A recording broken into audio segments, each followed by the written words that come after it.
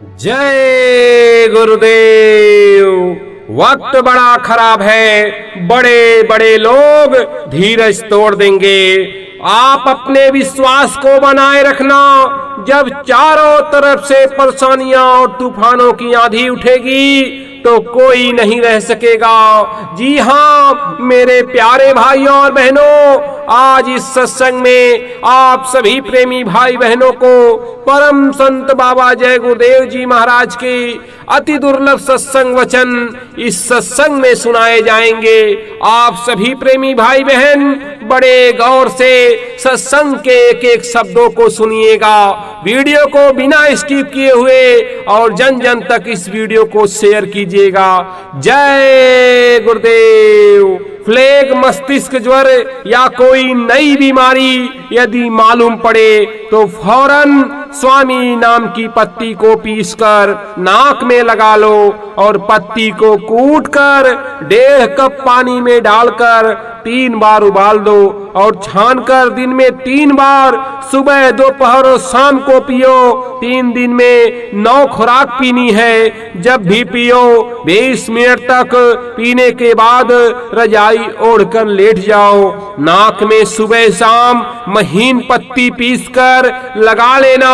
ऐसी बीमारियों के लिए अचूक दवा बता रहा हूँ। मेरी दाढ़ी सफेद हो गई है और मैंने बड़ा जमाना देखा जब महात्मा गांधी ने भारत में अपना संकल्प नहीं किया था अंग्रेजों को निकालने का, तब भी मैं मौजूद था। जब उन्होंने संकल्प लिया तब भी मैं मौजूद था। जब उन्होंने अपनी पहली स्पीच दी सत्याग्रह के पहले, उस समय भी मैं मौजूद था। और जब उनका सत्याग्रह चलता रहा मैं पूरे समय मौजूद रहा।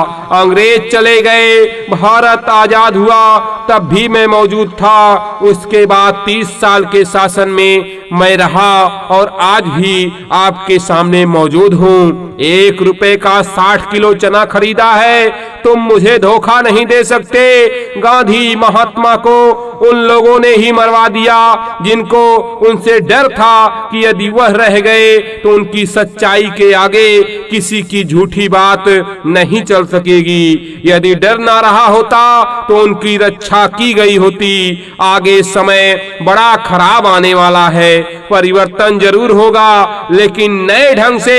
टाट का रहस्य मैंने अभी नहीं बताया है लेकिन देखने वाले जज कर रहे कि यह टाट है। सब लोगों में उथल पुथल है। तुम अपने काम में लगे रहो। सब लोग सिमट कर एक जगह आ जाएंगे। आपको सब बातें लोगों तक पहुंचानी है लेकिन अपने आप को खोकर नहीं, होश में रहकर समझा दो। 2 बातें याद रखो, अपना आपा मत खोना और गुरु वचनों को याद रखना। यह एक विशेष बात है कि तुम लोग अपने खर्चों को कम करो। जो खर्चे व्यर्थ में कर डालते हो उसमें कमी करो, क्योंकि ऐसा वक्त आ रहा है कि तुम पैसा लिए घूमते रहोगे और सामान नहीं मिलेगा या बहुत महंगा मिलेगा। देवियां जो भी खर्चे फिजूल की करती हैं उसे कम करें। रोटी तो खानी ही है, कपड़े भी पहनना है, लेकिन जिसे तुम समझते हो कि फालतू खर्चा है उसमें कमी करो। यह तुम्हारे लिए ठीक रहेगा। अभी धीरे धीरे अपनी आदत डाल लोगे तो तुम्हें तकलीफ नहीं होगी। नहीं तो जिस चीज की आदत पड़ गई है वह नहीं मिलेगी तो तुमको तकलीफ हो जाएगी। इसलिए अभी से अपनी आदत क्यों ना बदल दो। एक बार स्वामी जी महाराज दादा गुरु के पास एक आदमी आया। वह मुझसे पूछने लगा, आप कौन हो? मैंने कहा मैं सत्संगी हूँ। उसने विश्वास कर लिया। इतने में स्वामी जी महाराज आए और पूछा कि इनको रोटी खिला दूं। मैंने कहा अभी खिला देता हूँ। उनको रोटी खिलाई। वह भूखा तो था ही, रोटी खा ली और सीधा चला गया। स्वामी जी महाराज ने कहा वह साधु है, भजनानंदी है, और आलस करता है। रोटी मिल गई, खाया और चल दिया। इतने में एक दूसरा साधु आया। स्वामी जी महाराज ने कहा कि वह आया था, रोटी खाई और चला गया। गृहस्थ तो फिर भी कुछ भजन कर लेगा, क्योंकि वह मेहनत करता है। साधु बनकर बड़ा क्लेश मिलता है। साधु बनना आसान नहीं। साधु बन गए, भजन किया नहीं, गृहस्थ की रोटी खाई, भार लदेगा ही। कर्म का अदला बदला तो देना ही पड़ेगा। स्वामी जी महाराज के पास एक आदमी आया और बोला, मैं उन महात्मा का शिष्य हूँ। स्वामी जी पूछे कि तुम्हारी उम्र कितनी है? उसने बताया 30 वर्ष। स्वामी जी महाराज ने कहा कि उनको गए तो 60 साल हो गए, तो उनका शिष्य कैसे बन गया? उसने जवाब दिया कि मैं उनके शिष्य का शिष्य हूँ। स्वामी जी ने पूछा, उनका नाम क्या है? उसने कहा कि नाम से क्या मतलब, हम नहीं जानते। स्वामी जी महाराज ने कहा, इसको रोटी खिला दो, यह इसलिए आया है। तो ऐसा होता है, बहुत से लोग जो किसी भी सत्संगी के दरवाजे पर जाएंगे, जय गुरुदेव करेंगे ताकि उनको रोटी मिल जाए। लोग यह समझते ही नहीं कि धर्म और मजहब क्या है। जरा सा कुछ हुआ तो आवाज उठा देते हैं कि धर्म खतरे में है, इस्लाम खतरे में है।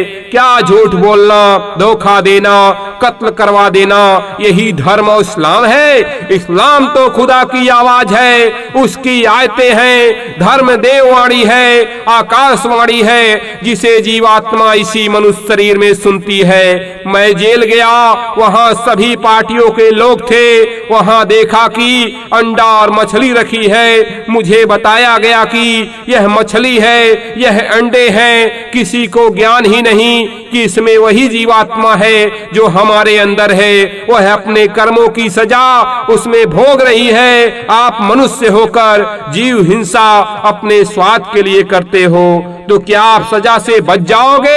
हिंदू हो, मुसलमान हो, सिख हो, ईसाई हो, किसी को ज्ञान नहीं कि धर्म क्या है। महापुरुषों के, संतों के वचनों को तो आप मानते नहीं और कहते हो कि हम इबादत करते हैं, पूजा करते हैं, पाठ प्रार्थना करते हैं, क्योंकि हमारे पुरखे यही करते हुए चले आए, हम भी करेंगे। तो ये गुड़ियों का खेल तुम खेलते हो नाश होने के लिए, आबाद होने के लिए नहीं।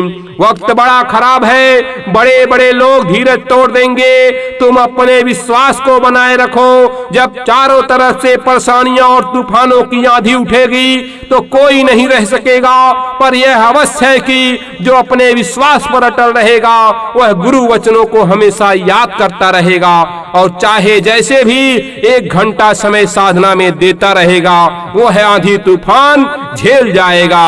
सच बात यह है कि परमार्थी विचार के लोग ही समय की भयंकरता को झेल सकते हैं। कच्चे और डवाडोल तो जरा से में हिल जाते हैं। दूसरी बात का ध्यान रखो कि एकांत को तलाश करो। जब चारों तरफ शांति हो तो उठकर चुपचाप भजन में बैठ जाओ। बाहर का शोरगुल नहीं रहेगा, तभी साधन भजन बनेगा, तभी काम होगा। यह नहीं कहा जा सकता कि घर छोड़कर भाग जाओ, घर में ही रहो, पर संयम से रहो। जिन जिन लोगों ने साधना किया या कर रहे हैं, घर में ही रहकर कर रहे हैं। जो गाड़ी पटरी से उतर गई है, इसी से सूरत अलग थलग हो गई है, मन अलग थलग हो गया है। अब फिर से पटरी पर गाड़ी को लाना है तो संयम से रहो, मेहनत और ईमानदारी से कमाई करो, ताकि मन भी ठीक हो जाए, सूरत भी घाट पर आ जाए, दोनों मेल से रहें। जय गुरुदेव।